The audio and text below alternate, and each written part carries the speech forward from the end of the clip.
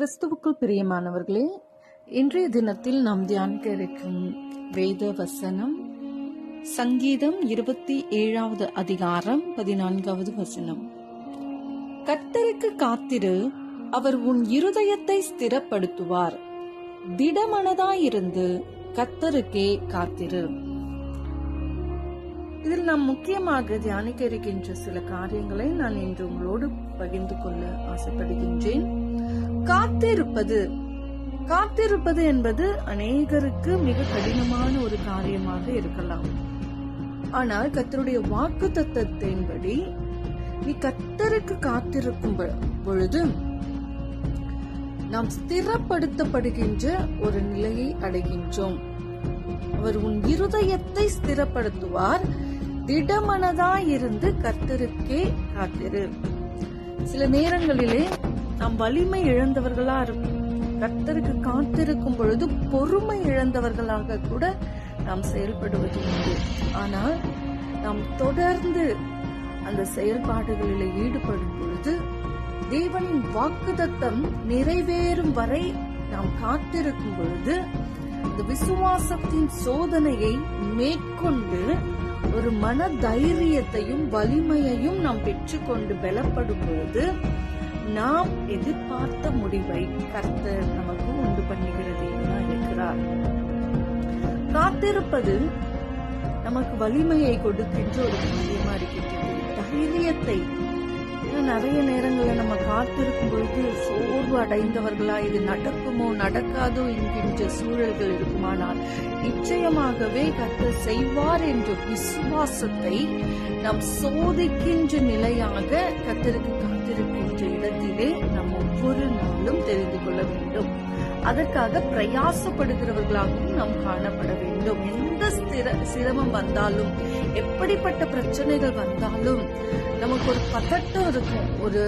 இப்பயே அந்த காரியத்தை நம்ம முடித்து விட வேண்டும். அந்த காரியத்துல ஒரு பொறுமை இல்லாதபடிக்கு நாம் அநேக நேரங்களிலே துரிதமான செயல்படணும். எதற்கு நாம் துரிதமாய் செயல்படணும்? கர்த்தருடைய நீதியை நிலைநாட்டணும். போன மெசேஜ்ல நான் உங்களோடு கூட பகிர்ந்து கொண்ட காரியத்தை நீங்க பாத்தீங்கன்னா, நாம் எதற்கு துரிதமாய் செயல்பட வேண்டுமோ அந்த காரியத்தை விட்டுவிட்டு எதற்கெல்லாம் காத்திருக்க வேண்டுமோ அப்படிப்பட்ட காரியங்களுக்கு நாம் துரிதமாய் செயல்பட்டு அநேக நேரங்களில் சோர்வடைந்தவர்களாய், வலிமை இழந்தவர்களாய், தைரியம் இழந்தவர்களாய் நாம் காணப்படுகின்றோம்.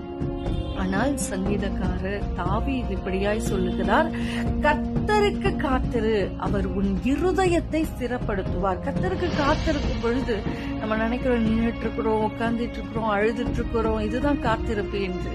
ஆனா காத்திருப்பது என்பது நம்முடைய இருதயம் எந்த காரியத்தை குறித்தும் பதட்டம் அடையாமல், எந்த காரியத்தை குறித்தும் அங்கலாய்ப்பு அடையாமல், எந்த காரியத்தை குறித்தும் இப்பயே நான் செய்து முடிக்க வேண்டும், இப்பயே இந்த விஷயம் என் வாழ்க்கையில நடக்க வேண்டும் என்கின்ற ஒரு இருதயம் அதை குறித்தே அழுது கொண்டிராதபடிக்கு கர்த்தருடைய சமூகத்திலே சமாதானத்தோடு கர்த்தர் எனக்காக யாவையும் செய்து முடிப்பார் என்கின்ற விசுவாசம் இருந்தால் நாம் காத்திருந்து கர்த்தரிடத்திலிருந்து பெற்றுக்கொள்ள முடியும்.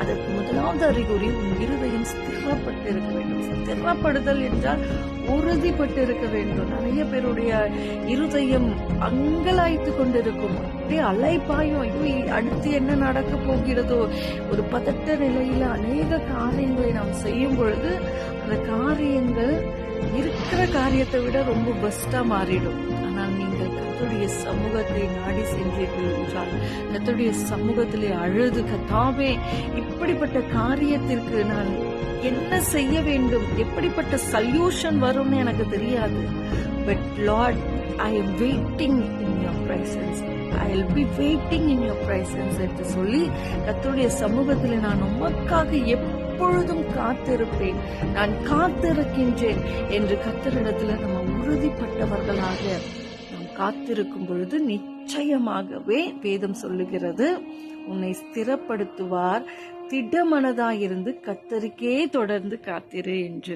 பிரியமானவர்களே, ஒருவேளை நீங்க ஒரு சில காரியங்களை 1 வருடமா இருக்கலாம், 2 வருடங்களா இருக்கலாம், உங்களுடைய இருதயம் அந்த காரியத்தை குறித்து இனி இது நடக்க வாய்ப்பில்லை, வருடங்கள் பல ஓடிவிட்டது, இதுக்கு மேல நடக்குமா என்று கூட நீங்கள் நினைத்து கொண்டிருக்கலாம். ஆனால் கர்த்தர் இன்றைக்கு உங்களோடு கூட இடைப்படுகிற காரியம் ஏற்ற நேரத்திலே, கர்த்தருடைய நேரத்தை நம்ம அறிந்திருக்கவே முடியாது.